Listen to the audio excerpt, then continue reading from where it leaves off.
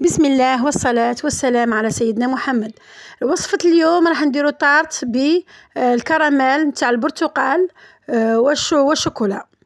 عندنا 2 بيضات، قرصة ملح، زازت نتاع البرتقال، 3 ملاعق سكر، نخلطو مليح بالمضرب اليدوي، 3 ملاعق زبدة أو مارغرين، تكون المارغرين طرية بحرارة الغرفة، ونخلطو حتى تندمج المكونات، وننشفو بالفرينة مع شوية خميرة نتاع كيميائية حتى نتحصلو على عجينة طرية. نحطوها في المجمد ومن بعد نفتحوها في المول نتاعنا ونطيبوها من تحت ونحمروها من فوق.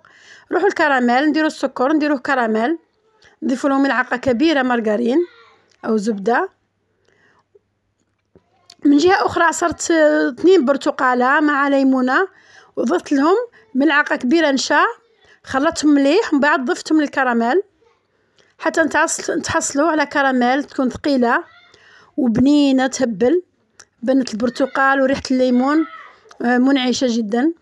والآن نديرو الطبقة الثالثة، طبقة الشوكولا، صوص شوكولا. عندنا كاس حليب، 2 ملاعق شوكولا غبرة أو كاكاو، 2 ملاعق سكر، ملعقة كبيرة زبدة وملعقة كبيرة نشا، وقليل من فلون كراميل أو فلون شوكولا، ملعقة فقط.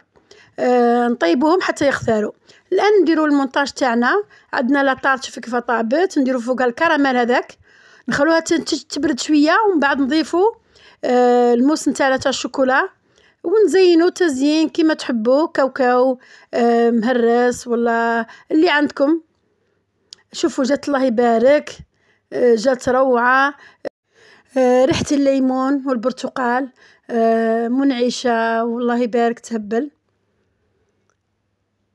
شوفوا هاي طبقات باينين، الكراميل جات بنينة بزاف، جات حامضة، بنة البرتقال فيها هايلة.